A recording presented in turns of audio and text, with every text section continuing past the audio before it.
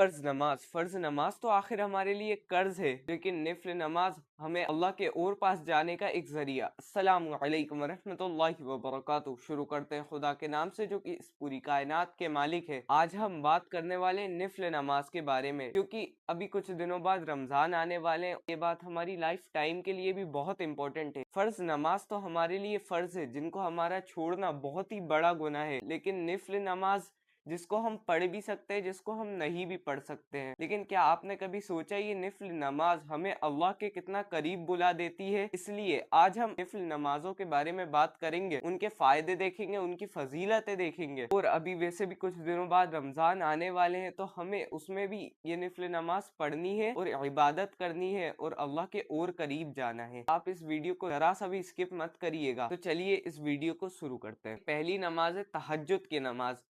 तहज्जुद की नमाज रात के दरमियान में पढ़ी जाती है। तहज्जुद की नमाज एक बहुत ही इम्पोर्टेंट नमाज है, जिसमें अल्लाह ताला पहले आसमान पे आ जाते हैं और फरमाते हैं, हे कोई मुझसे दुआ मांगने वाला जिसकी मैं दुआ कबूल करूं। सोचो कितनी बड़ी बात है, हम अल्लाह से रो के गिड़गिड़ा कर दुआ मांगते हैं और वही अल्लाह तहज्जुद के टाइम आते हैं पहले आसमान पर और ये कहते हैं, हे कोई जो दुआ मांगे और मैं कबूल करूं। रमजान में हम रोजे रखते हैं तो उसके लिए सहरी के लिए उठते ही है, तो उससे हमें कोशिश करनी चाहिए आधा घंटा पहले उठे या 1 घंटा पहले उठे और तहज्जुद की नमाज पढ़े और उसके बाद कुरान शरीफ पढ़े। कुरान शरीफ को रात में पढ़ने के बहुत सवाब है इसलिए, और वरना तहज्जुद तो बिल्कुल ना छोड़े, भले ही 4 रकात लेकिन जरूर पढ़े। रात के वक्त कुरान थोड़ा थोड़ा करके पढ़ो सूरह मुज़म्मिल में। जब हम तहज्जुद की नमाज पढ़ते हैं तो हमारी रूहानी ताकत मजबूत होती है, अल्लाह पाक हमारे गुनाह बख्श देते हैं। ये वो बेहतरीन वक्त है जहाँ पर दुआओं की कबूलियत बहुत ज्यादा बढ़ जाती है, और जब हम दुआ मांगते हैं अल्लाह से इस वक्त, तो अल्लाह पाक हमारी दुआ जरूर कबूल करते हैं। आप भी मेरे हक में दुआ करें, मैं भी आपके हक में दुआ इंशाअल्लाह जरूर करूंगा। चलिए अब हम अपनी दूसरी नमाज के बारे में बढ़ते हैं, वो है इशराक की नमाज।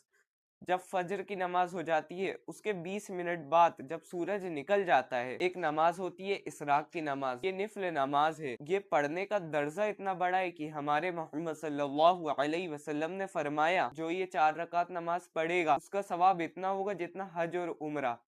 सोचो कितनी बड़ी बात है, हम प्लेन से जाते हैं इतनी दूर हज और उम्रा करने, उसका सवाब हमें घर में सिर्फ 4 रकात नमाज पढ़ के मिलेगा। ये हमारे हक में कितनी अच्छी नमाज है, हम इमेजिन भी नहीं कर सकते ये नमाज इतनी अच्छी है। देखिए हमने रमजान की बात करे थे, अभी हमने सहरी की बात करे थे, तो वही हम फजर की नमाज पढ़ के सोते ही है, इसलिए हमें 20 मिनट और रुक जाना है, हमें थोड़ा टाइम और रुक जाना है। तब तक हम यासीन शरीफ पढ़ सकते हैं, तस्बीह पढ़ ले, अस्तगफिरुल्लाह पढ़ ले, 20 मिनट जरा में हो जाते हैं। और फिर उसके बाद हम इशराक की नमाज पढ़ के सोए, माशाअल्लाह इसका बहुत ज्यादा सवाब है, एक हज और एक उम्रा का सवाब। थर्ड नंबर की जो नमाज है वो है चास्त की नमाज। जब हम शहरी में उठते हैं उसके बाद हम फजर की नमाज पढ़ते हैं, फिर फजर की नमाज के बाद इशराक की नमाज हमें पढ़ना चाहिए, और उसके बाद हम चाहे तो 2 घंटे की नींद भी ले सकते हैं, और फिर 2 घंटे की नींद लेने के बाद हम ये नमाज पढ़ सकते हैं। ये नमाज हमारे रिज्क, हमारी रोजी, हमारे सदके के लिए बहुत बेहतरीन मानी जाती है। माना जाता है कि इंसान के अंदर 360 जोड़ होते हैं, 360 जॉइंट, और हर जॉइंट का सदका वाजिब होता है, और जब हम ये नमाज पढ़ते हैं तो हर जोड़ का सदका अदा हो जाता है। नमाज हमारी रोजी, हमारे ज़कात, हमारे सदके में भी बहुत इंपॉर्टेंट, बहुत ही अच्छा रोल प्ले करती है। और ये नमाज का फायदा है, जो लोग अल्लाह की तरफ रुजू करना चाहते हैं वो इस नमाज को जरूर पढ़ें, माशाअल्लाह। अब जो हमारी 4th नंबर की नमाज है अबावीन की नमाज, ये नमाज हमारे गुनाहों की माफी के लिए बहुत मशहूर नमाज है। जब हम रोजा खोलते हैं उसके बाद अबावीन की नमाज की नियत बांध सकते हैं निफल नमाज की जगह। ये नमाज का इतना ज्यादा अच्छा दर्जा है कि जब हम ये नमाज की 6 रकातें पढ़ते हैं